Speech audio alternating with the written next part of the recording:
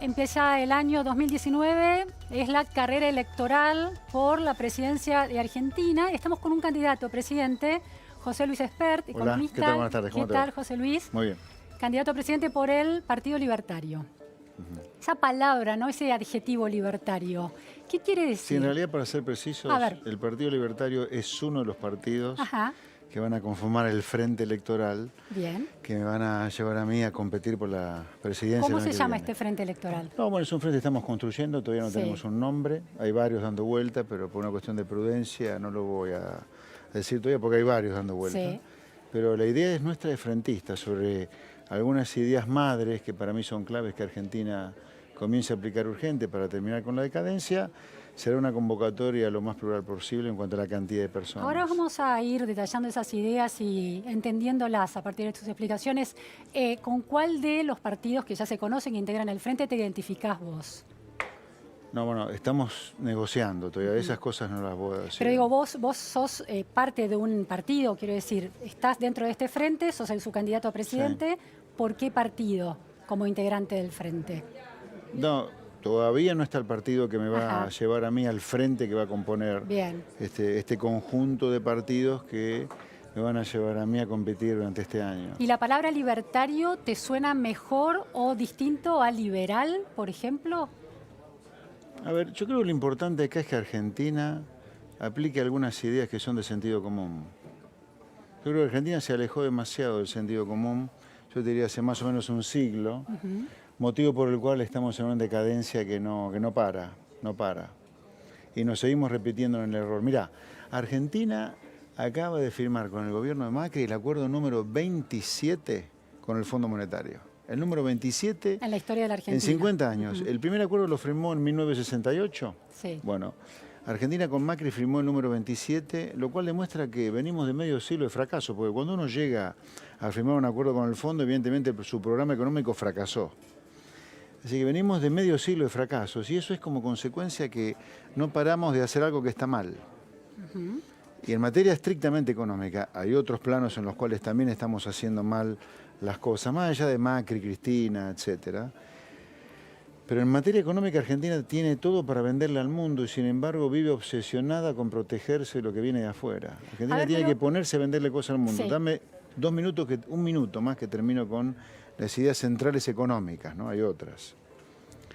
Tiene un Estado de un tamaño que a todos los que están en blanco, a toda la gente de trabajo, a vos, a los chicos que están detrás de cámara, a todos los periodistas de esta gran mesa, el empresario pyme, el cuentapropistas, el monotributista, vive para pagar impuestos. Y por sobre todas las cosas lo enloquecen las regulaciones. Y finalmente tenemos un sindicalismo que no le sirve al trabajador. José Luis, tengo muchas preguntas a partir de lo que decís. Hablemos del Estado, de este Estado que vos estás cuestionando. ¿Cuál debería ser, en tu perspectiva, en este sentido común, que te digo que existen varios sentidos comunes disputándose, digamos, el ranking de preferencias de la gente? Pero en Argentina no debería haber mucha discusión. ¿Cuál es el sentido común en relación al rol del Estado, según tu perspectiva? El Estado primero no es una agencia de empleo ni de subsidios. Hoy está dedicado a eso esencialmente. Es una agencia de empleo y de subsidios. Subsidios de tipo social, subsidios económicos y agencia de empleo esencialmente en las provincias. No está para eso el Estado. El Estado está para prestar bienes públicos, que significa devolverle a la gente la plata que pagó de impuestos en algo. Uno no paga impuestos contra nada, o la gente debería entender que los impuestos se pagan contra algo, no es contra nada. No es que el político tiene que decir, yo paguen impuestos, y después decido yo qué les doy, si se los doy. No. Hay que pagar impuestos contra algo. Eso es lo que tiene que entender la gente. ¿Los bienes públicos cuáles son? Bienes que ningún privado los proveería. O si los proveería de manera muy ineficiente. Por ejemplo, la diplomacia, la seguridad, la defensa exterior, por eso hay Fuerzas Armadas, la justicia. Esos son los bienes públicos que el Estado tiene que prestar, pero no está para subsidiar a medio planeta como ocurre hoy o generar empleo nada más. No está para eso. Ahora, hay un Estado que tiene una X cantidad de empleados públicos, un Estado nacional de más de 700.000 empleados públicos. ¿Cuál es tu propuesta en relación al achicamiento de esa plantilla de empleados? Bueno, a ver, a nivel nacional hay 700.000. A nivel municipal hay cerca de 500.000 y a nivel provincial hay más de 2 millones de empleos públicos. Sí.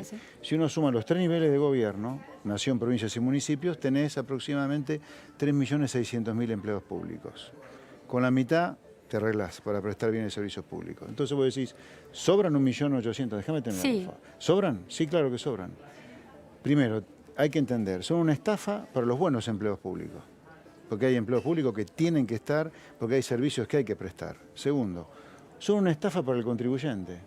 ¿Por qué la gente tiene que pagar impuestos para gente que no hace nada en el Estado?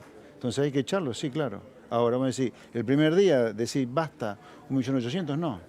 Porque hay 10 millones de otras cosas que hay que hacer en paralelo, que son una reforma laboral muy agresiva, hay que abrir la economía al comercio, hay que hacer un montón de reformas estructurales tan grandes que hay que hacerlas todas en paralelo y de manera gradual. Pero José Luis, a ver, se suceden los partidos políticos, se suceden las décadas en Argentina y los problemas parecen irresolubles. Bueno, porque estamos haciendo siempre lo mismo. Supongamos que la idea es que en el Estado Nacional, porque este es un país federal, como presidente de la Argentina va a ser muy difícil torcer al rumbo de las provincias que tienen potestad y autonomía para tomar y contratar gente, ¿no?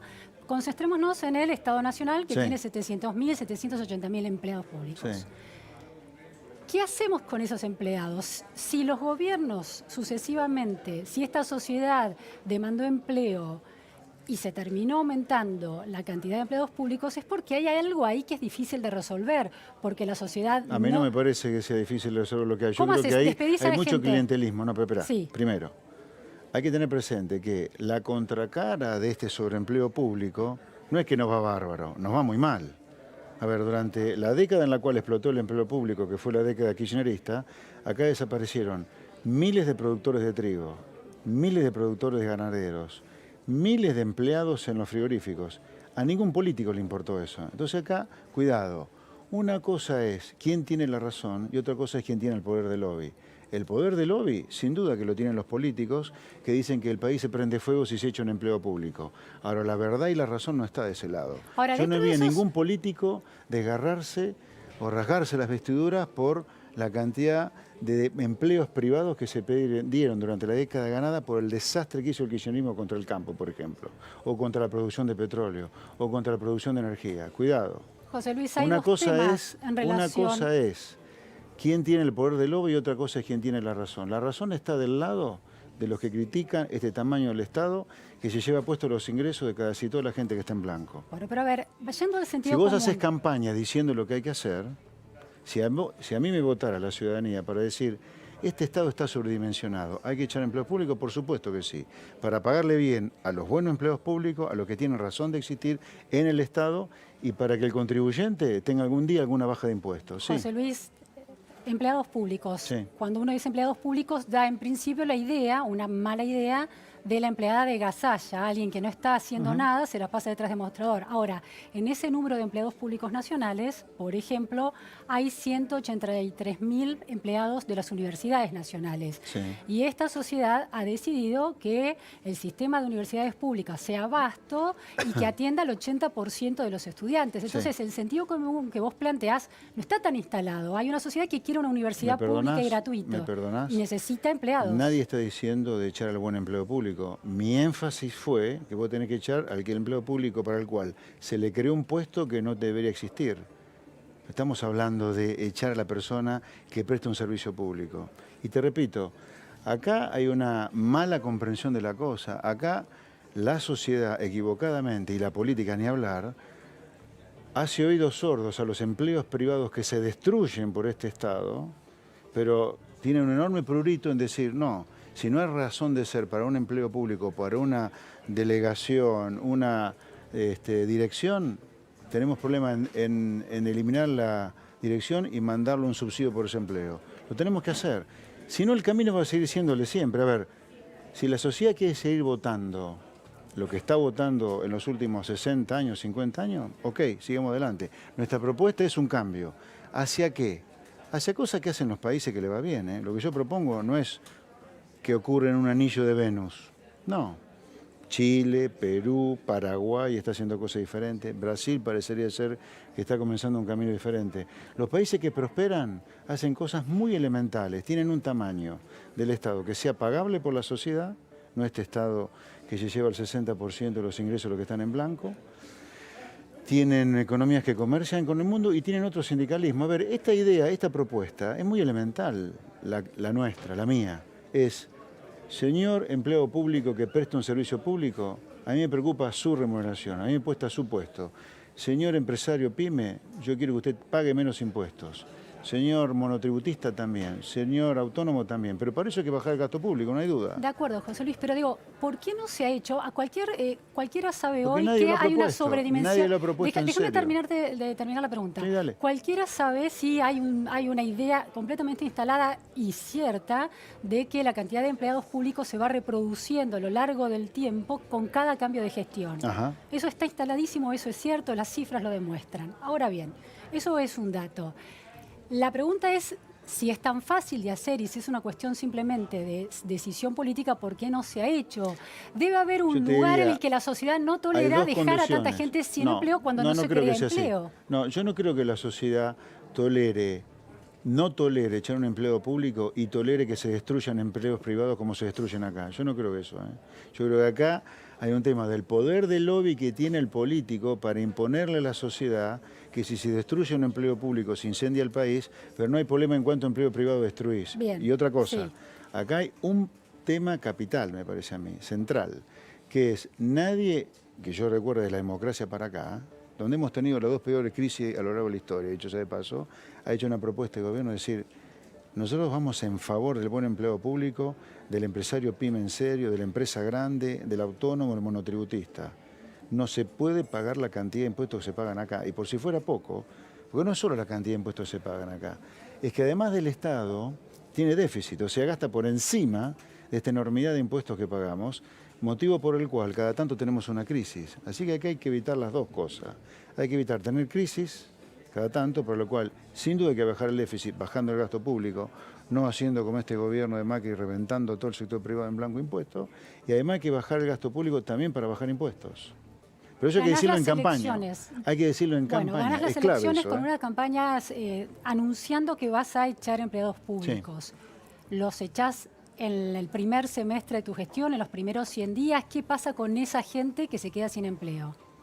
Bueno, en primer lugar, ¿cómo los contiene el Estado? 1.800.000, 1,5 millones no se echan de un día para el otro.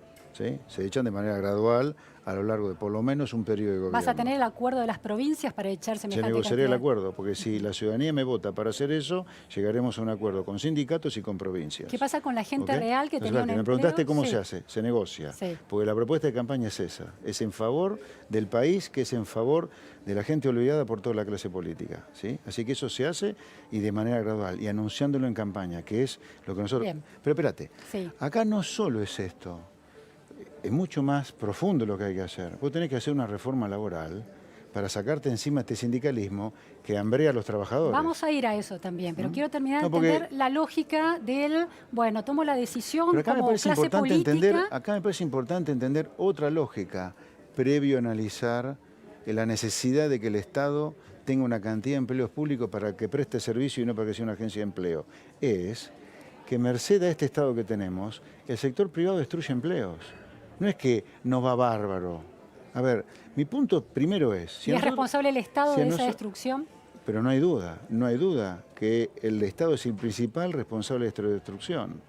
Porque con esta presión impositiva, con crisis cada tanto, con tasa de interés en dólares como hoy alucinante, ¿qué empleo privado resiste? ¿Qué empresario privado resiste? Pero José Luis, por ejemplo, la causa de los cuadernos dejó claro que hay un empresariado que es cómplice del poder político en extraer, digamos, en tomar el Estado como botín. ¿No hay responsabilidad también de cierto empresariado en destruir un sistema virtuoso de creación de riqueza? Yo no sé si vos leíste La Argentina Devorada, mi libro. Sí, leí La Argentina. Mi libro apunta a 3 devoradores de la Argentina. El empresario prebendario, afortunadamente, algunos empiezan a estar presos por corruptos, como un expresidente de la UIA como Lascurain y un expresidente de la Cámara Argentina de la Construcción como Wagner. Ese empresariado es el típico empresario prebendario que le hace creer a la sociedad que sin protección industrial o sin que el Estado gaste mucho en obra pública, no se hace ni un nicho ni hay empleo. Falso. Son empresarios que son parte del problema. Y yo los ataco de manera clarita y con todo detalle en mi libro. Así que sin duda, acá hay una suerte de troika o de gran trinidad maldita de empresarios prebendarios, políticos corruptos y sindicalistas mafiosos que se han devorado esta sociedad, sin duda. José Luis, para volver a entender el primer paso, una primera medida de tu gobierno es te desprendés de una cierta cantidad de empleados públicos gradualmente. ¿Cómo contenés socialmente a esos despidos? Inicialmente no va a haber ninguna baja de gasto porque a toda esa gente la tenés que subsidiar. ¿Con qué la subsidiás? ¿En ¿La qué subsidiás? A ver, hoy tenés empleados públicos de 100 pesos, suponete, los despedís, por 2 o 3 años los tenés con un subsidio que es menor inicialmente a los salarios que cobraban. Será 70% del sueldo, 80% del sueldo, o sea, vos seguís gastando en el empleado público, gastás menos. Pero no es que vos decís lo despedís y 0 pesos, no es así. ¿Contenés la presión social con un seguro de desempleo, con el seguro de desempleo actual? Hoy hay 3.000 pesos y hoy pico, hay desempleo, hoy hay desempleo y hay subsidio por desempleo. Y el país no se está prendiendo fuego. Subsidio por desempleo, 3.000 y pico pesos por mes. Y te cubre, si con 45 años de edad, te cubre 36 meses y 6 meses con más. ese subsidio el país no se te prende fuego. ¿Por qué se te va a prender fuego con el mismo subsidio para más gente? No veo por qué. Un tema que a mí me interesa particularmente, José Luis, es la educación, ¿no? ¿Cómo ves, cómo verías como presidente el sistema educativo? Es decir, ¿cuál sería el modo de torcerle el rumbo a este sistema que hace agua por muchos lados? Bueno, a mí me parece importante un sistema de vouchers, donde el subsidio, en lugar de ser a la oferta, sea a la demanda, para que el padre decida a qué colegio mandar a los chicos y para que haya mayor competencia entre los colegios. A mí me parece que el competir, el fomentar la competencia a todo nivel, no solo educación, empresa, privado, es clave. Yo creo que un sistema de vouchers sería un dispositivo muy importante para instrumentar en una reforma educativa. Ahora, la competencia que es propia de una economía desarrollada, también necesita de un Estado que la regule, que proteja las ineficiencias y las injusticias de esa economía. Sí, a mí el punto acá sería este, siempre, en mi discusión o en mis conversaciones siempre es este, a ver, ¿nos está yendo bien o nos está yendo mal? Nos está yendo mal como país y nos está yendo mal en la educación. Entonces uno puede diagnosticar por qué nos va mal, pero no puede dudar que nos va mal. Como yo creo que nos va mal también en educación, yo creo que en este diagnóstico que nos va mal, yo creo que nos va mal porque deberíamos cambiar el subsidio, en lugar que sea desde la oferta, que sea de la demanda. El Estado, por supuesto, va a regular la educación. Ahora, Chile, que es un país que aplica desde 1981 una financiación a la demanda, como vos señalás, donde las familias tienen un voucher, un monto del Estado y lo pueden llevar consigo a la escuela que eligen, está teniendo problemas en términos de segregación social. Segregación social. Las escuelas públicas quedan para los chicos muy humildes y se producen brechas de equidad educativa. Y también de falta de cohesión social. Las clases medias terminan entrando a un sistema de competencia por una posición social en las escuelas y son las escuelas las que eligen al candidato y no el candidato el que termina eligiendo. Salió un informe muy interesante en junio de este año de la Universidad Católica Chilena de Berkeley y de la Universidad Católica. El sistema de vouchers... Pero cuestionaban claramente el sistema de vouchers. Sí, yo creo que el cuestionamiento... A ver, el sistema de voucher es perfectible, por supuesto que es perfectible, pero es mucho mejor que lo que tenemos hoy nosotros.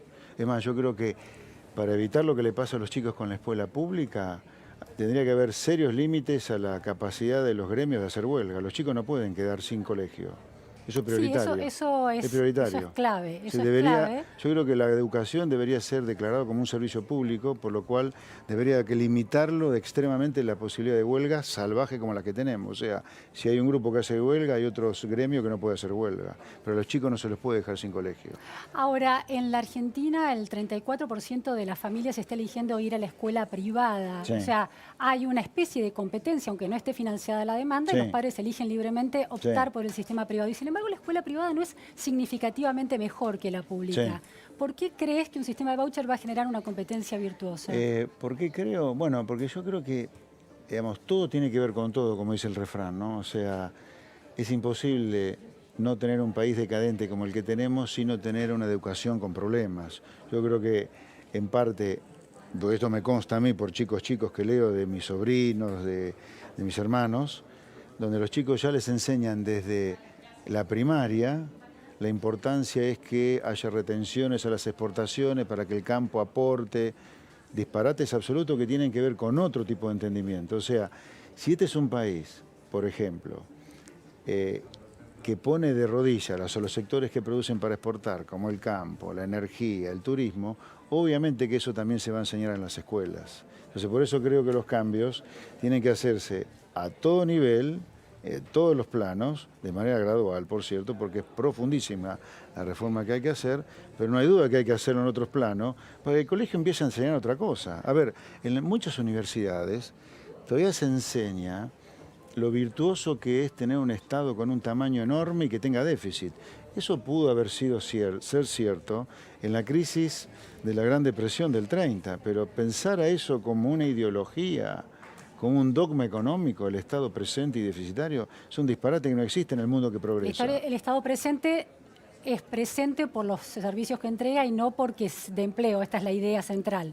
El empleo tiene que estar estrictamente asociado a la generación de bienes públicos como contrapartida a los impuestos que paga la gente, pero el Estado no está para generar empleo. El empleo lo genera el sector privado, no el Estado.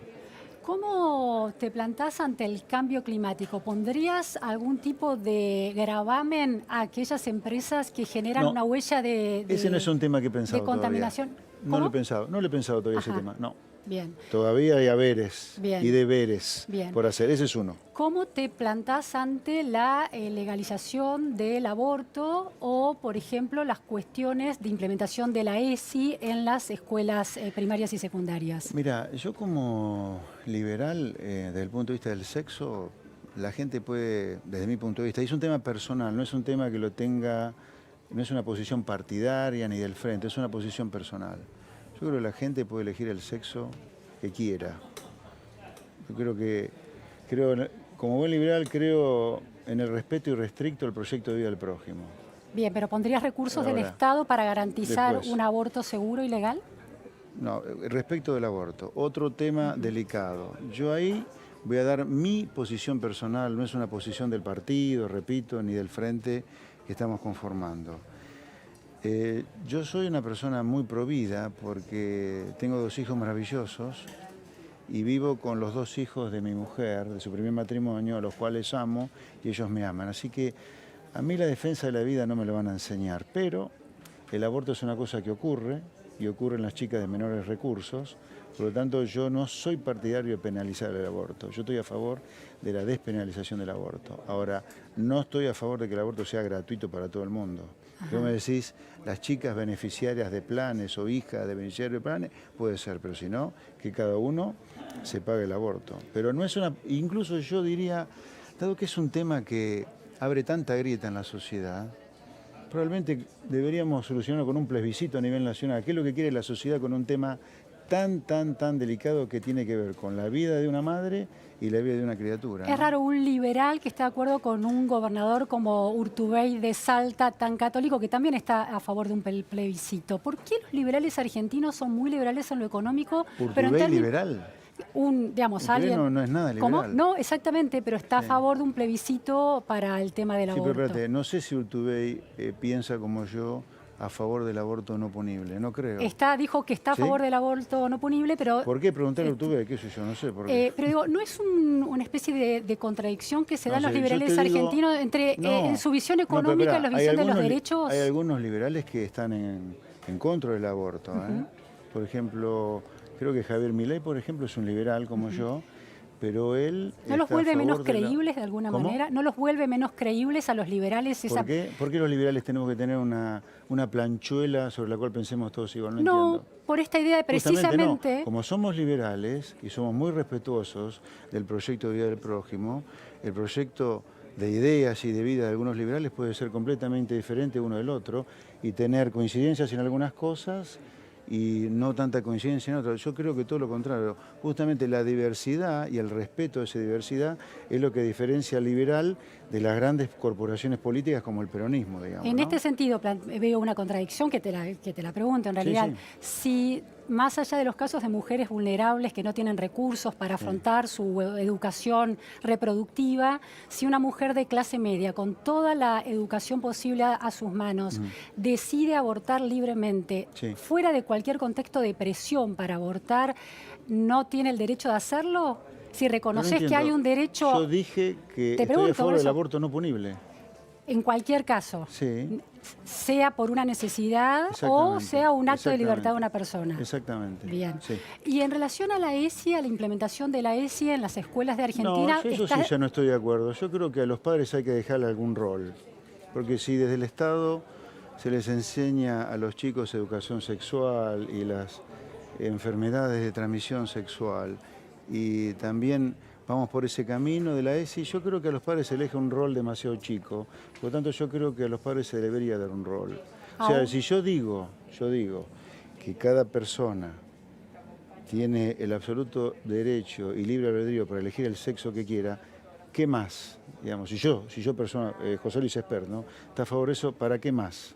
Bueno, desarrollar el cuidado del cuerpo, el cuidado, la conciencia acerca del cuidado del propio cuerpo de otras personas que lo quieren agredir. Yo creo que eso se cuidado, enseña, salud reproductiva de chicas que no están accediendo a esa educación. Es parte de la educación sexual también. Yo no iría más allá de eso, la verdad. Bueno, es una posición personal, ¿no? Bueno, muy interesante ir conociendo tus ideas para esta candidatura que se estrena este año. Muchas gracias, José Luis. Un placer. Buenas tardes. Vamos a escuchar a Diego